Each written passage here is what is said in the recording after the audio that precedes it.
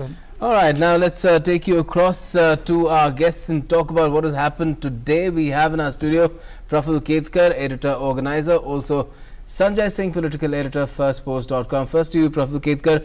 What do you make of how the first phase has gone today in terms of not just the numbers of which we're still to get a full picture, because the last time it was around slightly over 70% in the first phase. If you look at these 91 Lok Sabha seats, this time around we haven't got a total figure yet, but there's a variance, there's a wide variance. You see a state like Tripura, where it's 81.8%, and then if you look at Baramulla, it's around 35%. See, it is by and large it is on a traditional pattern, because we have seen Bengal and Northeast always a higher voter turnout.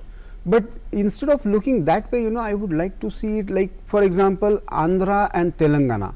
There the voting took place simultaneously for assembly and the Lok Sabha constituencies. So in Andhra Pradesh,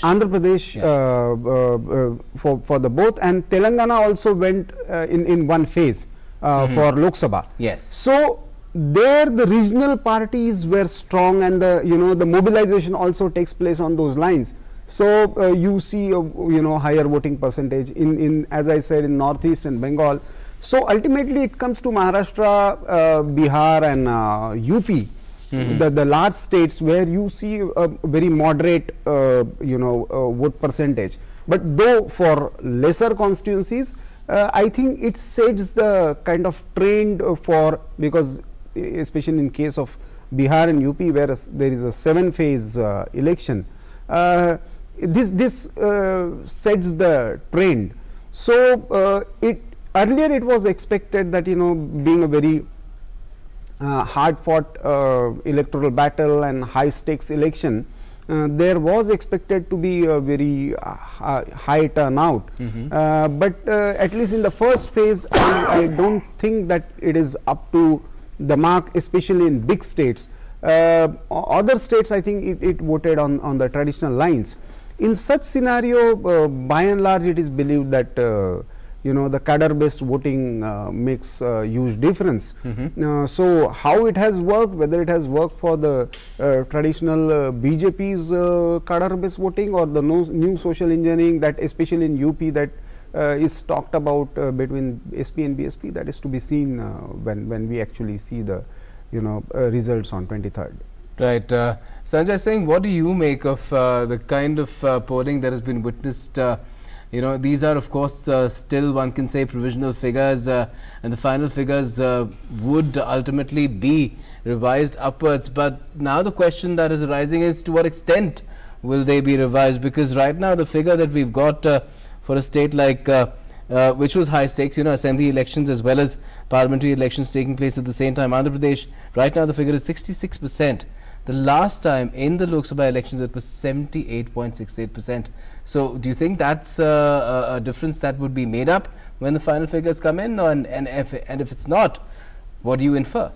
See, Andhra Pradesh figures that you are quoting between this time and last time, that is a bit surprising, because even if I think revised figures that would come in, that would be 3-4% or 2% higher than the current rough estimates that Election Commission has given. The fact remains that Andhra Pradesh, undivided Andhra, now Telangana and Andhra have 42 seats. That is the biggest chunk that has gone in this 91 parliamentary seats that have gone to elections, and also in 4 states, including Andhra, which is another big state. Maybe do you think that it could be too hot in Rayalaseema right now, more than normal? I was wondering about this, and then I thought maybe that was the reason why elections in Andhra Pradesh and Telangana concluded in one go. Yes. And there was no and in the first phase itself. And the first phase itself, it was must have been very, very hot this time. But remember, last time around, the poll schedule between this time and last time, it was almost the same, probably the same. So that does not make a difference. I'm not sure about voter enthusiasm. Whether it's just that this time we're seeing a slightly shorter spring and an early onset of summer, it seems. Yeah, and then you have somebody like Jagan Mohan Reddy, who had been campaigning for years, and I also see that understand that there was great deal of groundswell for him. Praful Ketkar, do you feel it's a bit of a fatigue factor in the people of Andhra Pradesh as well? Because the campaigning has been on, the Udarpur Yatra started years ago, then another Padyatra, that too almost 3,500 kilometers for Jagan Mohan Reddy. Yes, and perhaps even there is a because all the three regional parties campaign. Jagan has essentially been campaigning right from the time that he started the party. Yes, virtually he has been on the ground, and you can't completely take out the Kalyan factor. So all the three regional parties actually fought, and perhaps the way Chandrababu Naidu has been posturing for last few days, even today the way he sat on dharna against election commission. So that perhaps maybe some sort of disillusionment, especially the urban voters. That can be people one. Sometimes tend to say it's because of a loser mindset. That can be one of the reasons.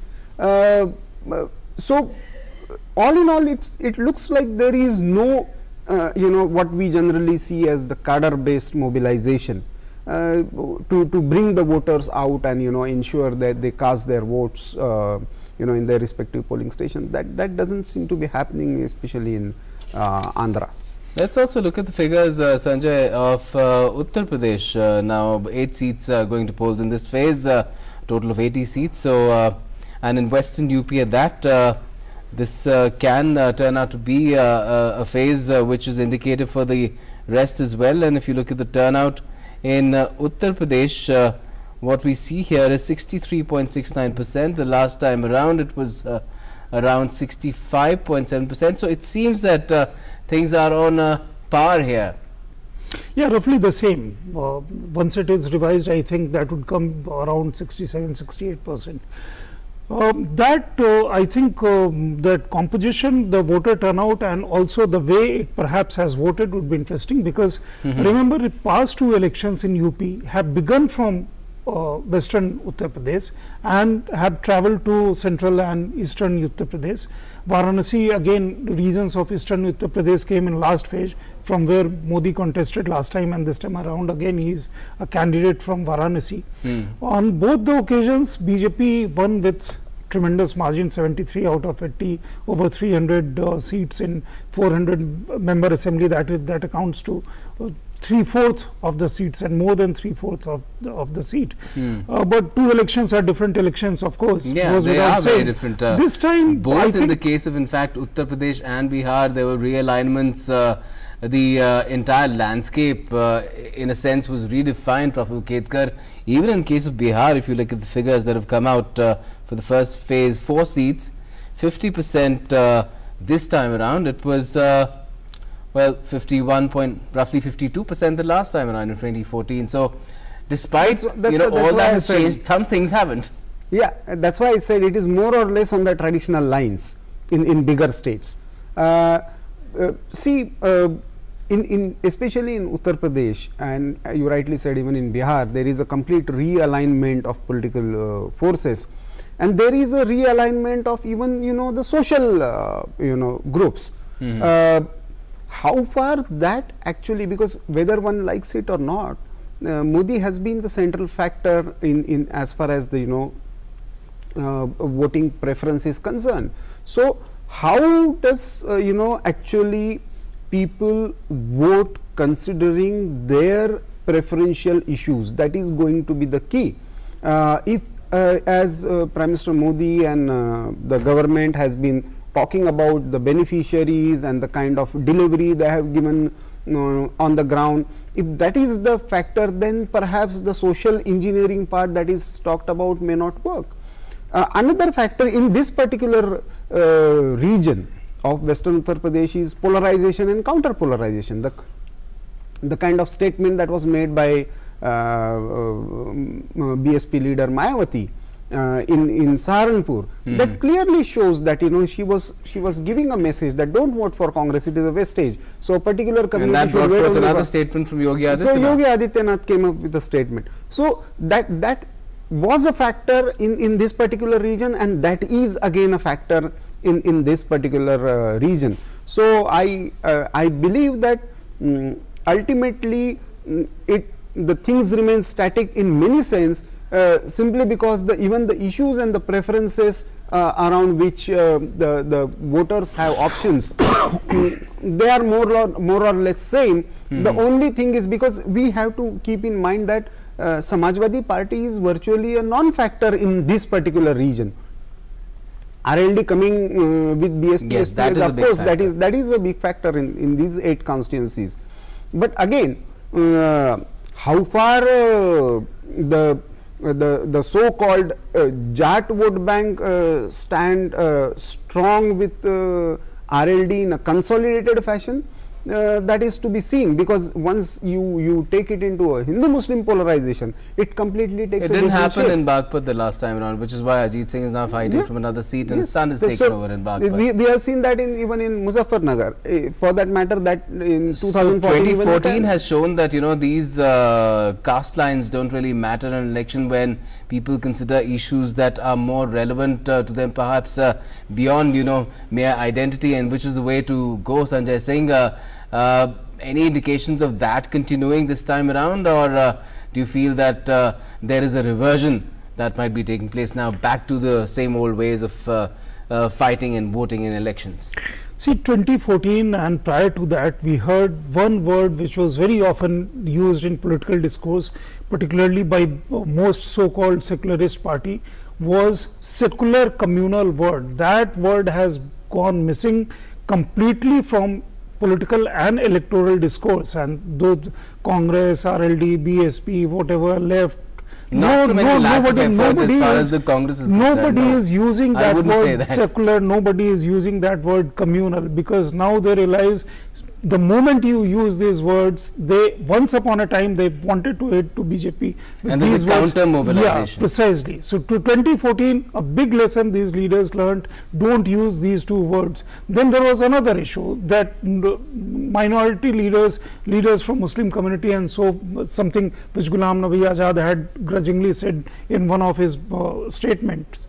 And then also you have a situation whereby this time around we saw again very interesting thing. When you are not saying this thing, then you suddenly saw Prime Minister Narendra Modi, who did not going to Saharanpur. Then you had Mayawati and Akhilesh Yadav and RLD chief going to Ajit Singh to Saharanpur, and then you had Priyanka Gandhi, Rahul Gandhi and Priyanka Gandhi wanted to address first ever joint address, first joint rally, and then Priyanka Gandhi went for a road show. Why I am referring to that? Because when on one hand you are the polarization and counter polarization which Praful ji talked about, and then you have a situation whereby Mayawati says BSP has a vote base, and please don't waste your vote to Muslim brothers and sisters, don't waste your vote to Congress, please vote for BSP.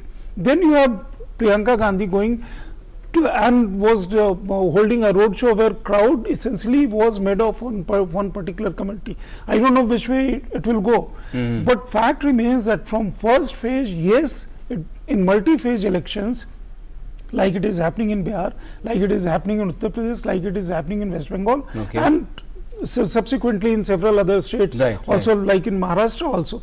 First phase pattern of voting, though nobody would talk about that officially, but word to mouth, some leakages, some motivated kind of arguments makes certainly it does. But at the end of the day, it's about the people. It's about people exercising their right, exercising also their responsibility, because they say in a democracy the voter is king. That is what was visible as well throughout the day today. It wasn't just the Aam Aadmi who turned out to vote.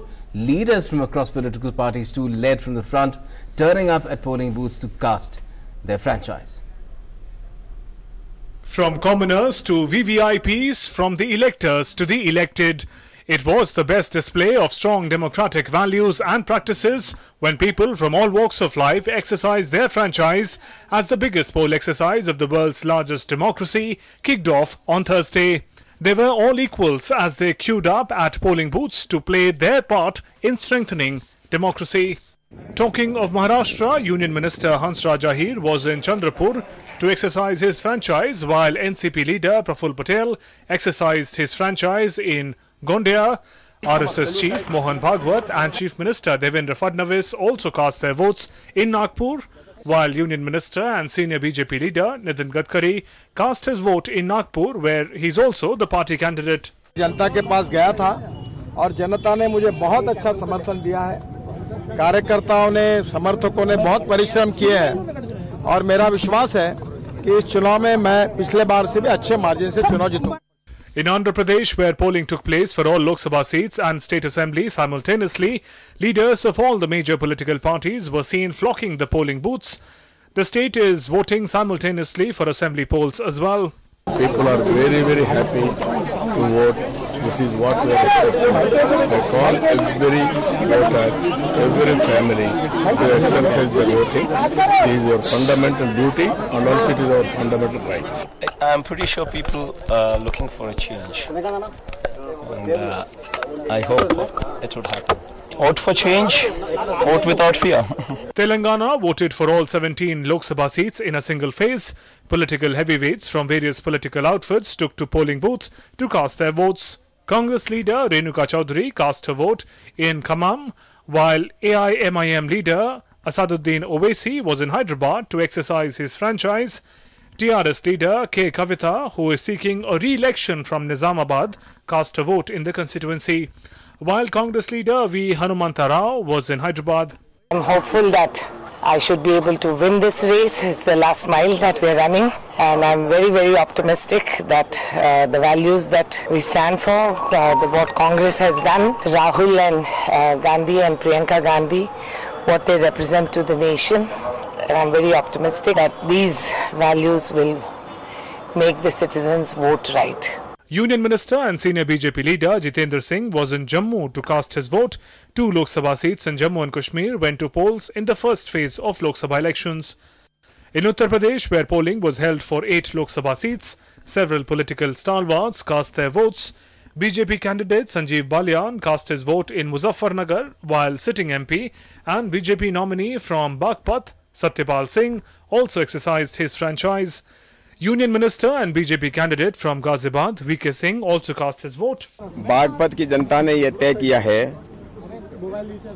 Baghpat की जनता, बागपत के नौजवान अपना भविष्य बनाना चाहते हैं। पिछले 5 वर्षों में उन्होंने इस बात को महसूस किया कि सांसद का काम विकास करना भी है। पिछले 5 वर्षों में उन्होंने महसूस किया कि वोट डालने की आज़ादी भी कोई चीज़ होती है। पिछले 5 वर्षों में उन्होंने महसूस किया कि अपने प्रतिनिधि से कोई सवाल भी पूछ सकते हैं। In Uttarakhand, where all the 5 Lok Sabha seats went to polls in the first phase, Chief Minister Trivendra Singh Rawat, former Chief Minister and BJP candidate from Haridwar, Ramesh Pokhriyal Nishank, cast their votes in Dehradun. Senior Congress leader Indira Hridayesh was in Haldwani to exercise her franchise. देखिए, राष्ट्रीय चुनाव चल रहे हैं। देश में किसकी सत्ता आएगी, इसके लिए चुनाव चल रहे हैं। बहुत महत्वपूर्ण है। पिछले 5 वर्ष के शासनकाल का ब्यौरा लोग विचार कर रहे हैं। अगले 5 वर्ष क्या भविष्य होगा जनता का, इस दृष्टि से मतदान हो रहा है। There was enthusiasm and excitement among voters in northeastern states as they queued up at the polling stations. Assam Chief Minister Sarbananda Sonowal was in Dibrugarh to cast his vote, while Tripura Chief Minister Biplab Kumar Deb exercised his franchise in Agartala. Former Chief Minister of Manipur O. Ibobi Singh also cast his vote. In all, 91 parliamentary constituencies went to polls in the first phase of Lok Sabha elections. The next round of polls will take place on 18th of April, in which 97 Lok Sabha seats are up for grabs. It was heartening to see leaders lead from the front when it comes to exercising their franchise. Bureau Report, DD News.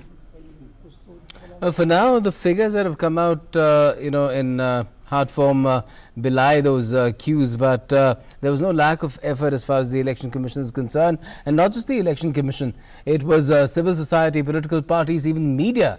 People like us here sitting in our studios who talked about how people really need to turn out and have their say in this democratic process. And Praful Ketkar, if I could ask you, in the last week as well, 6 lakh voters were added, 1.5 lakh were first-time voters as well. So these people clearly, since they wanted to be part of the process, went on the rolls even at the 11th hour, and then they have had their say. See, Gautam, I sincerely feel that this number is going to be very, very decisive. The youth and women, the way they are coming forward to articulate their political opinions, their political views on political issues, the way they have realized the importance of participation in democratic process, I think this is a significant change. Social media has played a role, positive, negative, you can argue, but it has played a role. Media has played a role, social organizations, even the political parties and the leadership like Prime Minister Modi, the way he connect with these various groups. All these factors are definitely playing. So it shows that people feel that they have certain stakes in the system.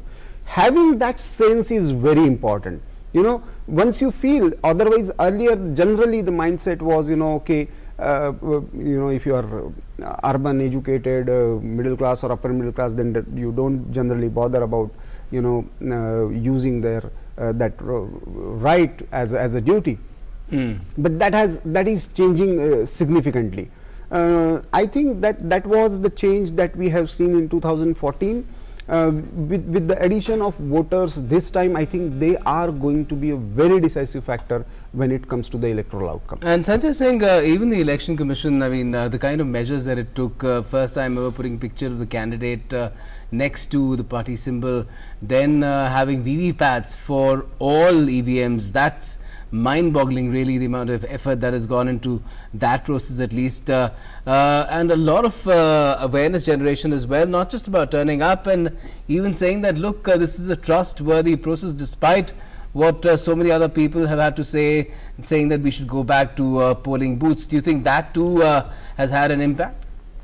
See, Election Commission has done tremendous work. It has credibility, it has consistency, and I don't think there is any doubt, and nobody should actually doubt integrity and kind of dedication that Election Commission has. And also the EVMs, they are machines beyond question and beyond doubt.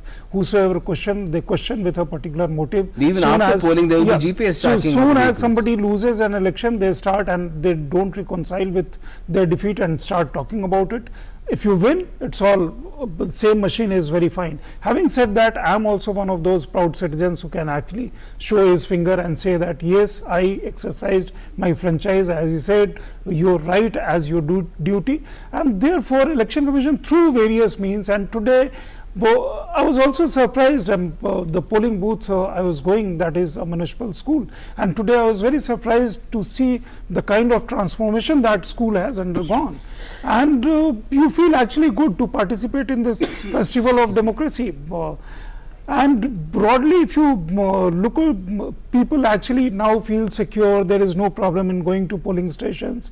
And also for women in particular in hinterland, this is a festival. This also gives them a sense of empowerment where they actually go, they are all dressed, they chat with their friends, their colleagues, and whosoever is from their locality. This is one occasion that gives you a sense of empowerment and also the kind of freedom to do something more constructive than you otherwise have been doing for 365 days or 5 days. And it should continue to do that, because there are 6 more phases to go, and I'm sure we'll be talking about it till there is time, of course, to count the votes as well. That will only happen on the 23rd of May. Lots of time still left to go for this entire process. For the moment, I'll thank you, Sanjay Singh and Praful Ketkar, for joining us to talk about the first phase of voting in the general elections. 6 more phases to go, 91 seats, about 1/6 of the country done, 3 state elections also done, some seats, that is 28 seats of a total of 147 in Odisha also done, but